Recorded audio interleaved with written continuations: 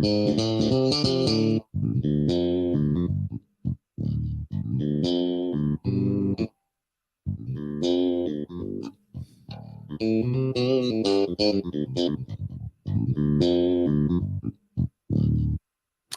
welcome everybody to Beyond the Devastation, episode 16. Today we're going to talk about beyond the automotive industry, where we are, what's going on.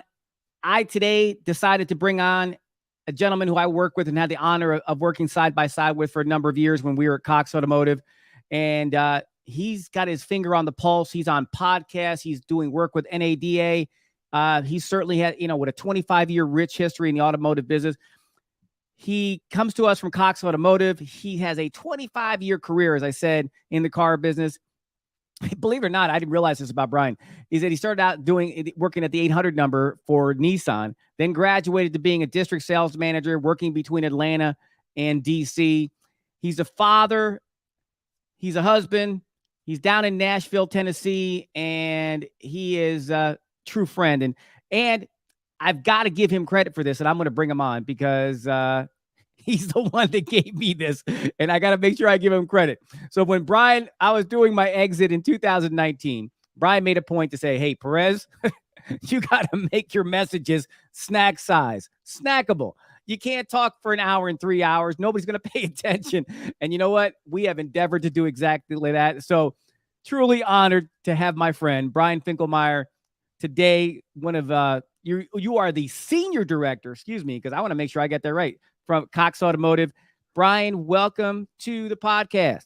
John, great to see you.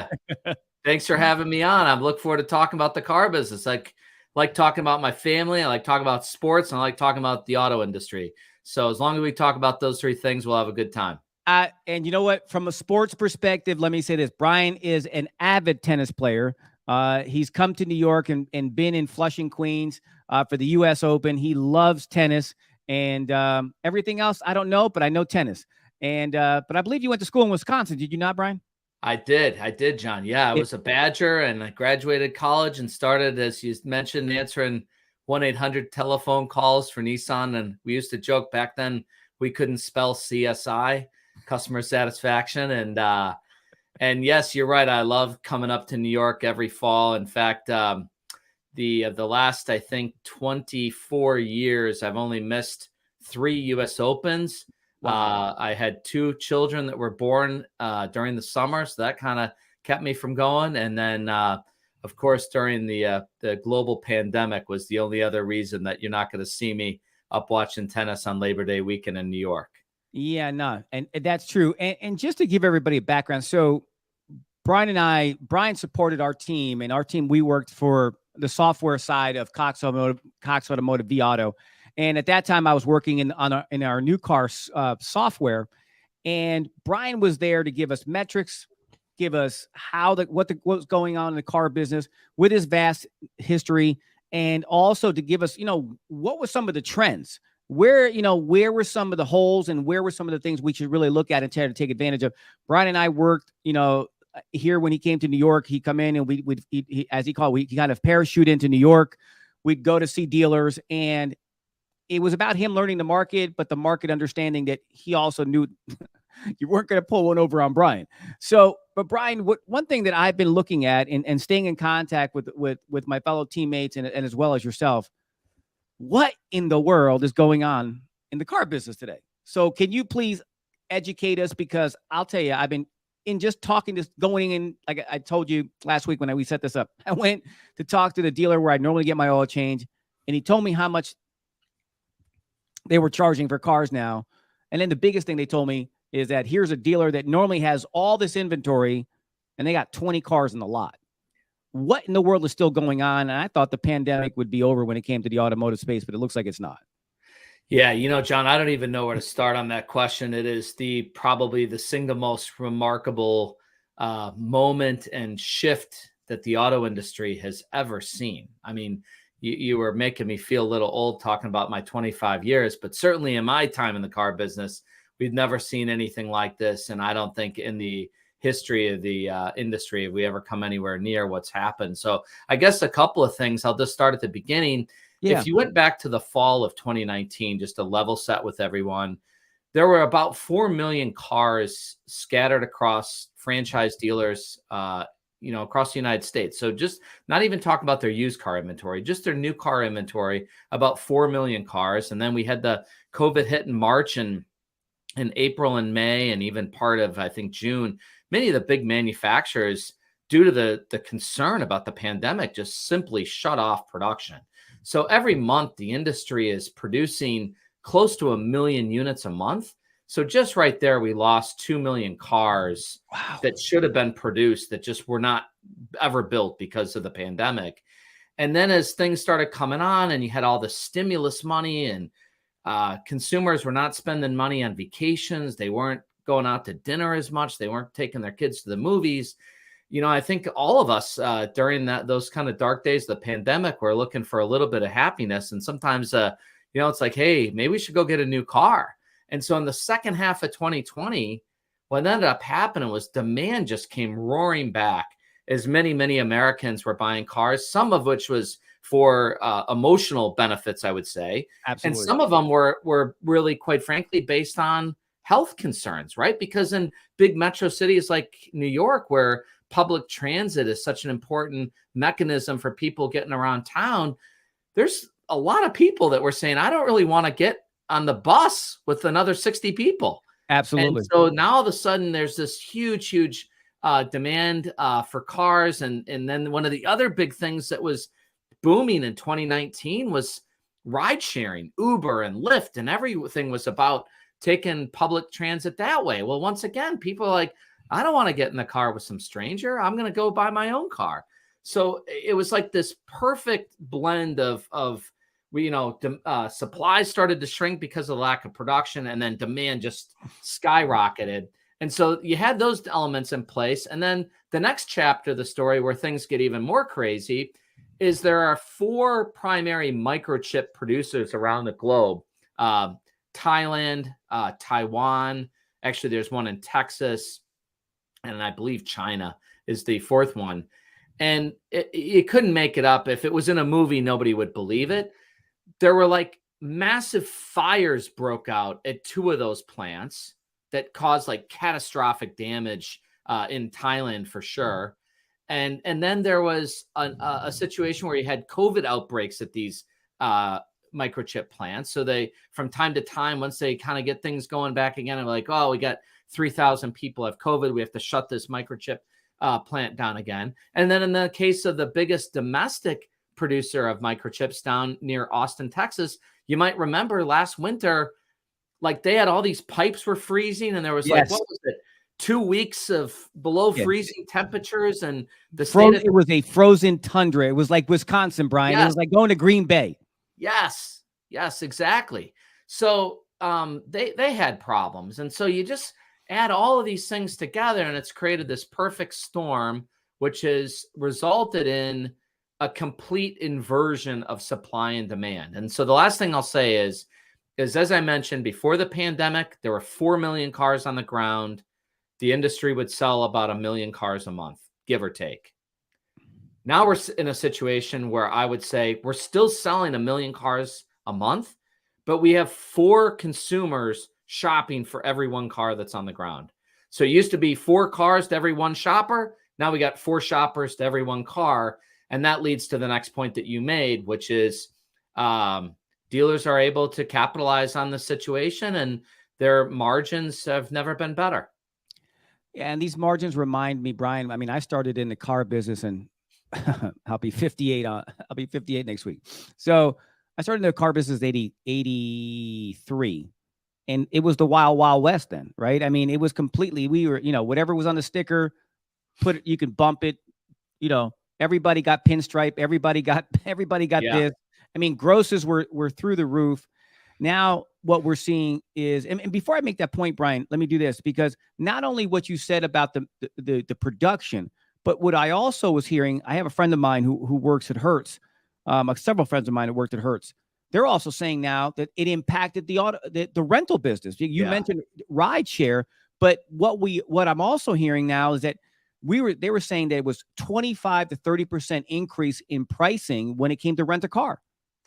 Yeah. So if you look at all the different sectors of the economy that have been impacted by inflation, the top one is actually rental cars, and then the second one is used car values, and they're sort of intertwined. And so, what's interesting on that piece, John, is when the pandemic hit, you take an airport like LAX in Los Angeles, probably one of the top 3 airports in America. Yep. Thousands of rental cars that are coming in and out every single day. They literally had nowhere to park these cars. So LA Dodgers Stadium's parking lot got used as offsite storage for all of LAX's cars. Oh, wow. Because they had nowhere to go with them. And at that time, Enterprise and Hertz, and you might remember Hertz actually filed for bankruptcy, but Yeah. Enterprise quickly pivoted from a rental car business to a used car seller. And so if you went to enterprise.com, it didn't ask, where do you want to rent a car? What airport are you flying to? It said, are you interested in a sedan, an SUV, a truck, or a minivan? Are you looking to spend $15,000, $20,000, $25,000, et cetera? And then the consumer basically had access to buying used cars directly from Enterprise. So Enterprise, usually would sit on somewhere between 800 and 900,000 cars in their rental fleet that were not being rented. That at that moment, which is crazy, there was massive depreciation on those cars. They were like, we want to get away from these used cars. The perfect storm. Yeah. So, had they just sat tight, they kind of probably made more money than they've ever made before on waiting a little bit as the market changed so dramatically. And so, really, John, I'll someday, maybe when I have grandkids, I'll be able to, have my grandson sit on my lap and tell him about 2021 in the auto industry, because it was a crazy year. I'm surprised you haven't written the book yet, because it's got to be insane with what we're seeing. And again, for some, you've been around for 25 years. I've been around it, from a distance and in it for a long time. But I'm seeing things that of course, we've never seen in our lifetime. So now Hertz is affected. Our rental cars are affected. Retail is affected. Every segment is affected. I'm sure even Ubers and everybody else, their prices increases because if you're buying a new car, you had to offset the spread somehow. But now Joe Consumer walks in to buy a car. Example, Brian, I walked into the Toyota store that's normally stocked to the brim.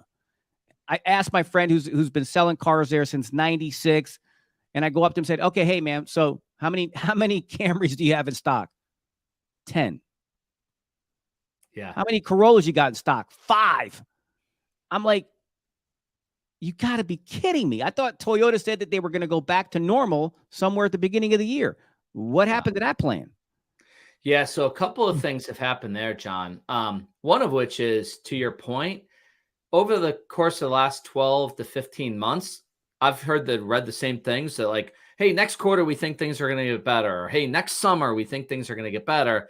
And then the ball just keeps getting punted and punted.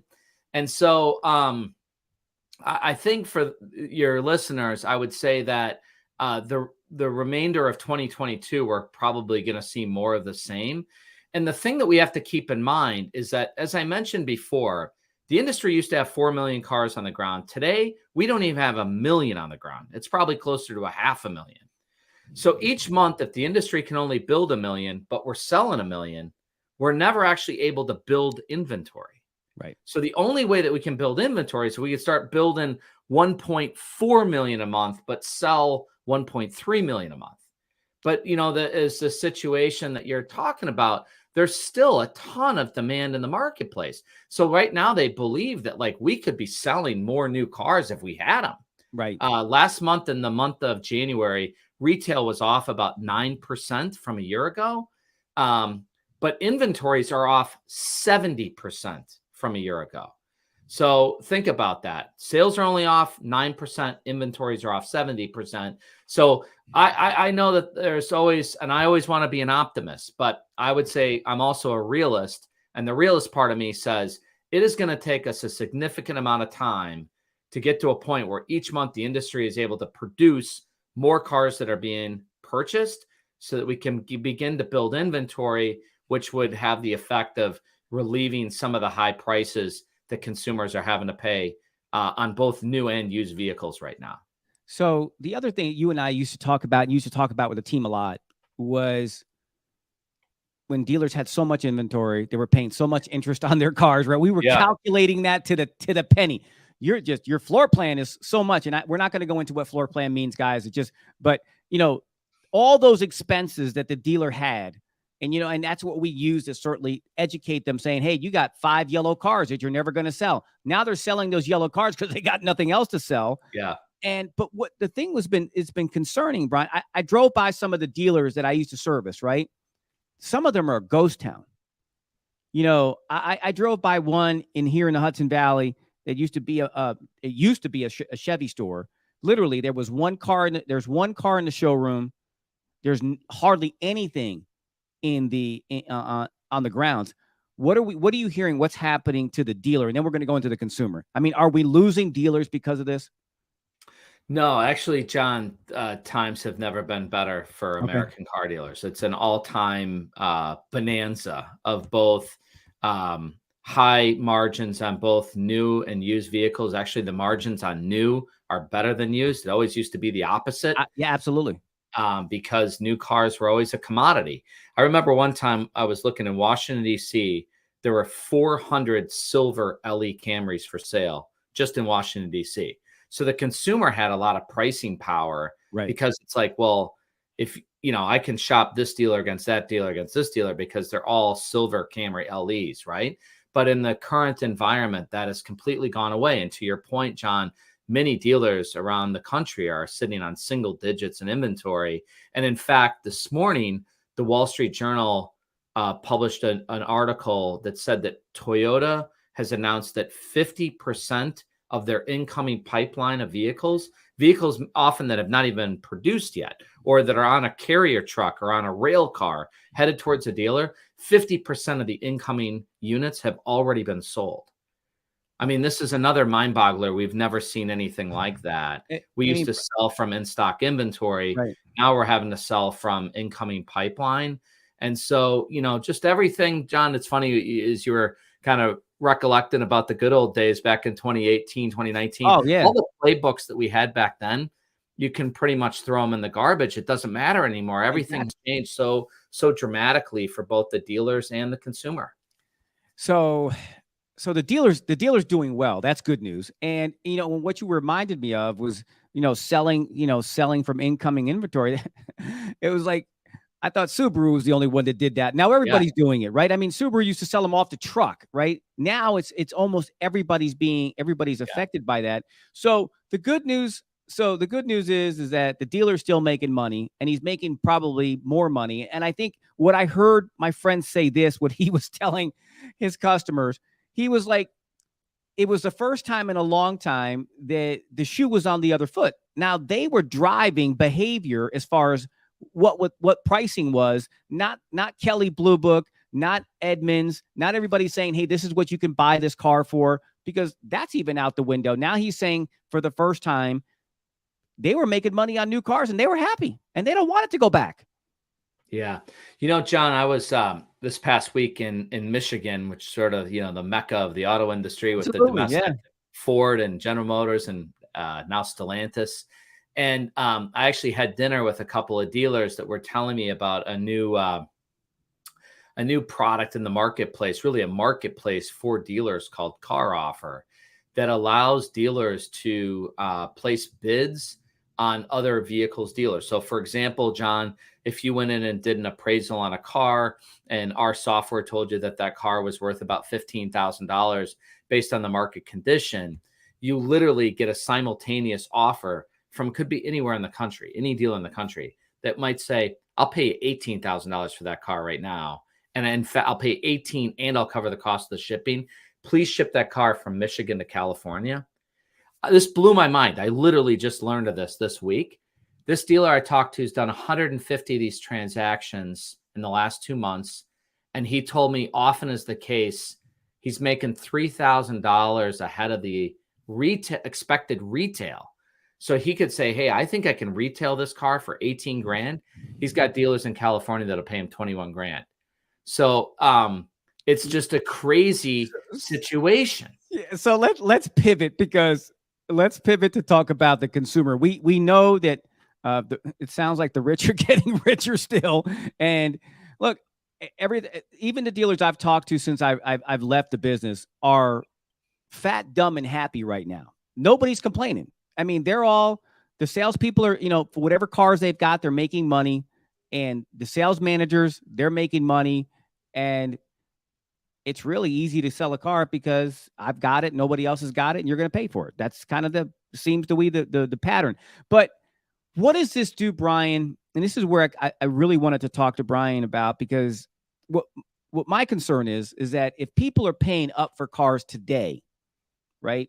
If you're paying $2,000-3,000 more, the dealer was telling me that, hey, if somebody's coming in for a Tundra, I'm hitting them for like $5,000, $10,000 over MSRP all day long. And I mean, I thought that was kind of heavy in my brain, but let's say he's paying MSRP or greater. What does that do when the market does correct itself?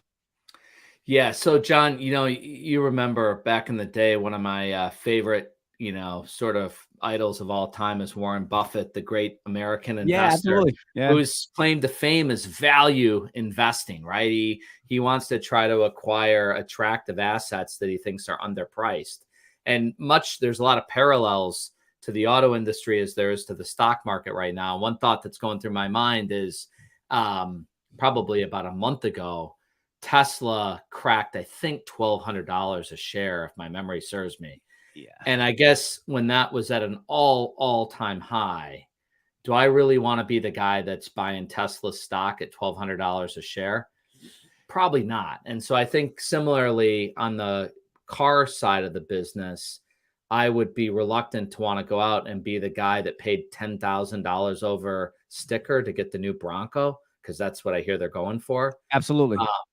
And so I think that I would kind of use that value mindset and say, hey, if I have a family life change, we're having a baby, I need to get a bigger vehicle to carry my kids. I have a child that's going off to college, I need to help them get a car. There's certainly that certain amount of the purchases that take place every month are more based on necessity than sort of desire. Right. And so I would say my advice to your listeners would be to say, hey, if you have to buy a car out of necessity, it is what it is. You get try to do your best to pay no more than sticker if you can. And you might also consider leasing, because on a lease, you have no forward-looking risk against what the valuation of that car is. So before the pandemic, the average American consumer was carrying anywhere from $3,000 to $4,000 of negative equity on their trade. Absolutely. Which was, hey, my trade payoff is 20, it appraised at 16. Hey, Mr. Perez, how do you want to handle that $4,000? One way that consumers can avoid that risk is a lease is almost like an insurance policy against future valuation declines. And what's beautiful about the lease is that the consumer has control at the end of the lease. So like, for example, I've leased my cars, and at the end of my lease, I can say, well, the payoff on this car is 20, but I can see that Carvana will give me 23,000 for it. I can make, I can make $3,000. Absolutely. Or conversely, my payoff on it was 20. I've made all my payments. The vehicle's only worth 16,000.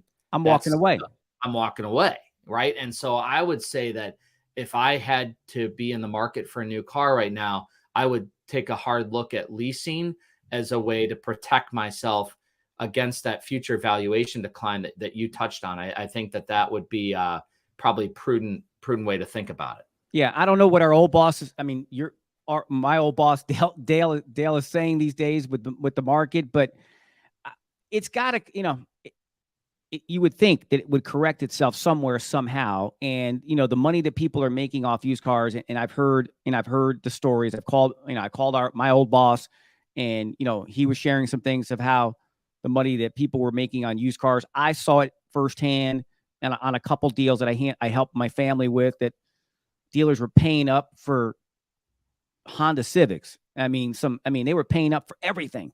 And the wash that I told my family was this: you're getting $2,000 more for your trade, but you're paying sticker. So it's a wash in some cases, so look at it that way. You got more for your trade than you'll ever get, but you had to pay sticker. But at the end of the day, there's only maybe $1,800 markup, $2,000 markup in a Civic anyway. So it's a wash. Everybody wins. And that's kind of the way I've been positioning some of my family and friends. But for these bigger ticket stuff, Brian, it's crazy out there. It really is.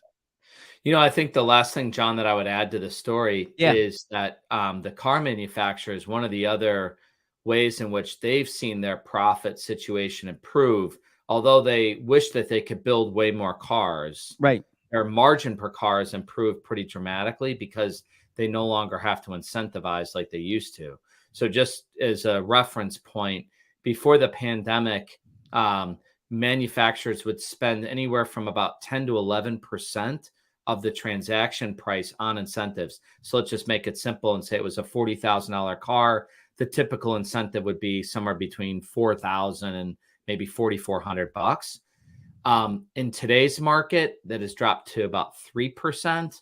So, that car that used to have $4,000 of incentive now maybe has a couple $100 at best. Wow. So Brian, let me ask this question because I've been when we wrap up here, the last couple minutes. You touched on Tesla earlier before. Let's see if you can talk about that for a few minutes. How is the EV market? How is it impacting the market today? And I know that certainly Hertz bought their fair share of Teslas just recently and kind of helped the market share of Tesla go up a slight bit. But how is EV changing the scope now of the market since the success of the Tesla? And you even mentioned the new car that's based there in Michigan.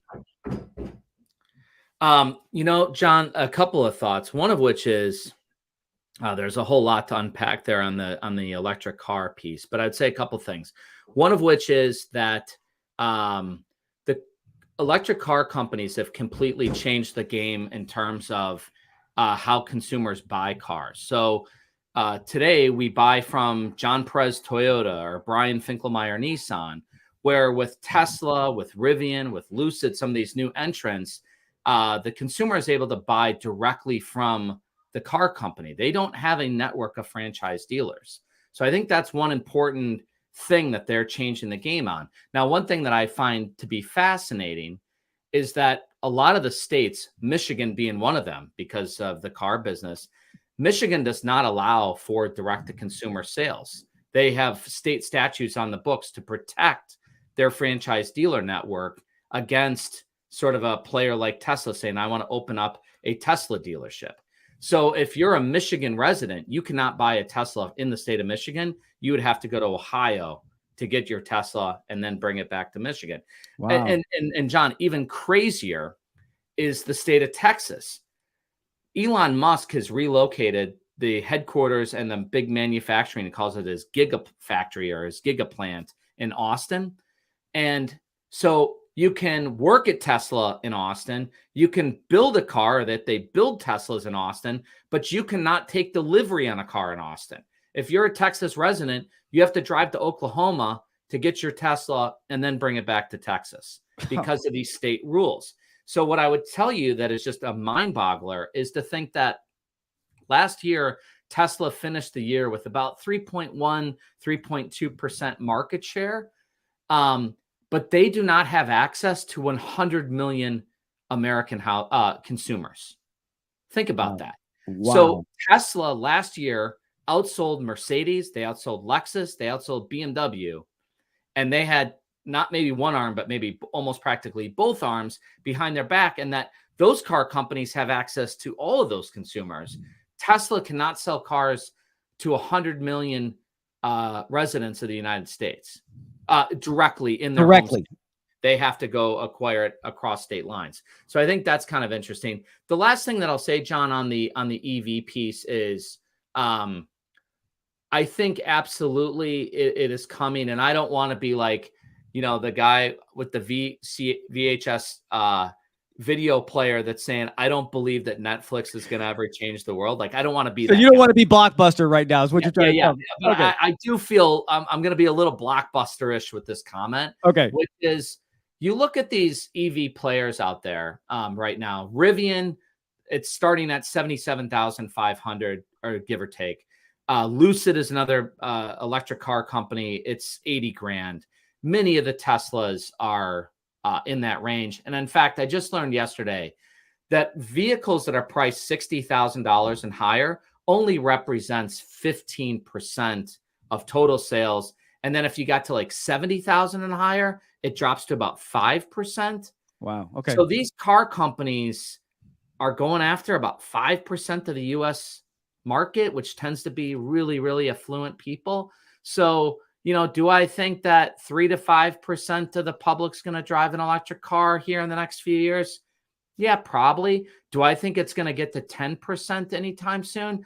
I wouldn't think that until I saw that consumers could buy a crossover for 40 grand, $40,000, right? And once that happens, then we'll have a better sense of to what degree is this adoption going to take place. And 2022 is going to be a bit of a litmus test for that, because Hyundai, Kia, Nissan, Toyota, and there's one fifth one that I'm forgetting, are all launching small crossover electric. And I think Chevy vehicles. even mentioned they were going to play in that game, Brian. They were trying to come up in that 40 grand space as well. I had read an article. Yes. So I think as this year progresses and those cars get launched, it'd be very, very interesting to see to what extent is the guy that has a budget of $500-600 a month, is he deciding to try the new Nissan Aria crossover versus picking up a Nissan Pathfinder. So I think that this will be a very, very interesting year to see how it all plays out.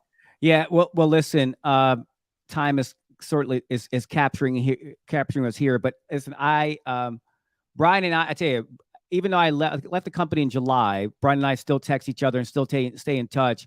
And he's always a wealth of knowledge. And again, I never would have changed to snack size sermons if it wasn't for Brian.